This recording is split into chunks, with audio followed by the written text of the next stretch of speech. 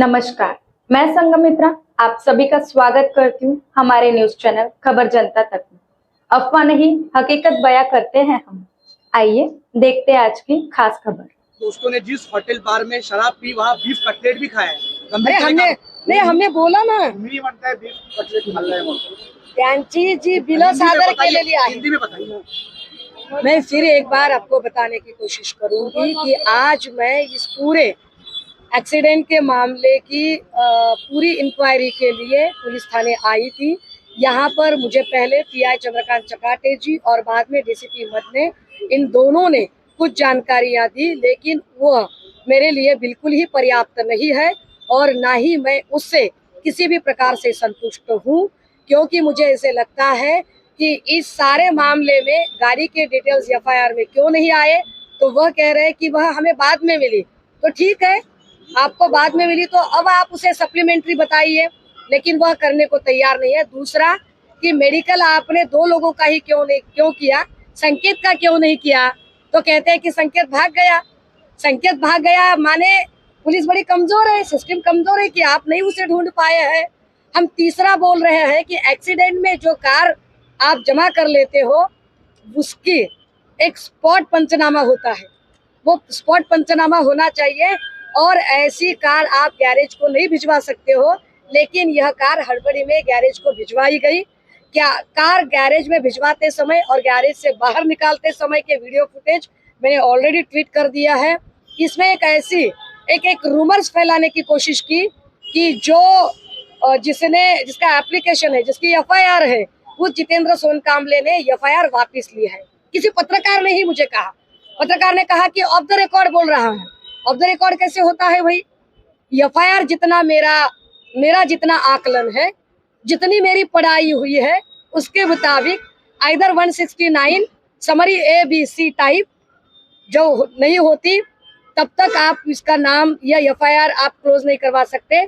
दूसरा, आपको high court में क्लैशिंग के लिए जाना पड़ेगा और 482 की प्रोसेस करनी पड़ेगी, तब कोर्ट तय करेगा कि उसे क्लैश हो सकता है कि नहीं।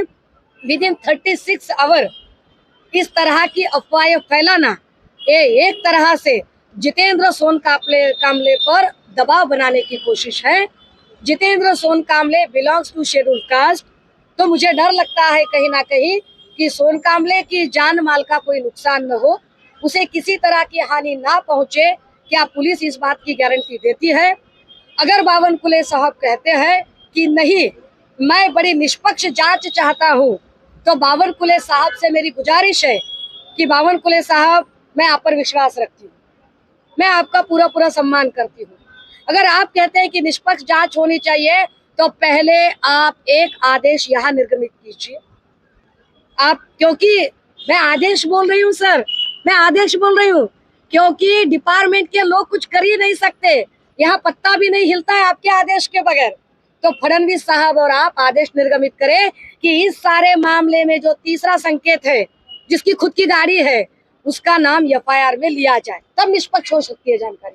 अगर वह एफआईआर में नाम नहीं आता है और जब तक बावनकुले साहब आप नहीं बोलते हो कि संकेत का नाम एफआईआर में आए, तब तक मैं नहीं मानती कि आप निष्पक्ष जानकारी, आप यह सिर्फ स्वांग रचा रहे हो। बाकी आपने कितना दबाव बनाए रखा है यह हमने देखा। रविवार की घटना का सोमवार और मंगलवार कोई भी वार्तांकन किसी भी न्यूज़पेपर में नहीं आया था। यह बड़ी सोचने वाली बात है। आपने यह दबाव बनाने की कोशिश की, पूरे पुलिस प्रशासन ने सबूतों के साथ छेड़खानी की, सबूतों को मिटाने की। मैं पुलिस प्रशासन पर आरोप कर रही हूँ कि यहाँ पर सबूतों को, क्योंकि नेम प्लेट अभी भी आपने देखा, आपने फुटेज देखे, हमने खुद वहां जांच की कि अभी भी गाड़ी की नेम प्लेट नहीं है। किसने निकाली नेम प्लेट? अगर वो संकेत भाग गया था, दोनों को हिरासत में लिया था, तो कौन था वो चौथा शख्स जिसने गाड़ी की नेम प्लेट और नंबर प्लेट बदली थी? जवाब तो चाहिए हमें। कोई मिस्टर इंडिया तो नहीं होगा भैया, तू कौन है सो आप जरा बताइए।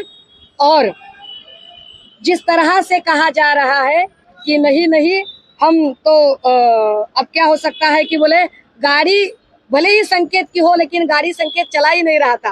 पहले बोले थे कि संकेत गाड़ी में था ही नहीं, पहले तो गाड़ी भी संकेत की नहीं थी, तो धीरे धीरे संकेत की गाड़ी आई, फिर संकेत आया, फिर संकेत गाड़ी की पिछली सीट पर बैठा, फिर संकेत साइड की सीट पर बैठा। बहुत जल्द संकेत ड्राइवर की सीट पर भी बैठेगा। मैडम, संजय राउत ने कहा है कि जो इस होटल में आपने खाना खाया था वहाँ बीफ खाया है, आपने भी ये आरोप Exactly. लगाया है, लेकिन जो होटल के मालिक है वो डिनाई करे क्योंकि होटल में बिकता नहीं है। तो ऐसे के कोई आपने बिल पुलिस को दिया है या आपके पास है ऐसा कोई बिल? भैया, जहाँ डीसीपी साहब, ये वही डीसीपी साहब है जिनकी गिरेबान पर बीजेपी के लोगों ने हाथ डाला था, लेकिन फिर भी डीसीपी मदनी साहब ने उस तक नहीं किया। इसका स्पष्ट रूप से अर्थ यह है कि पुलिस प्रशासन पर कितना बड़ा दबाव है। जुड़े रहिए हमारे साथ और देखते रहिए खबर जनता तक।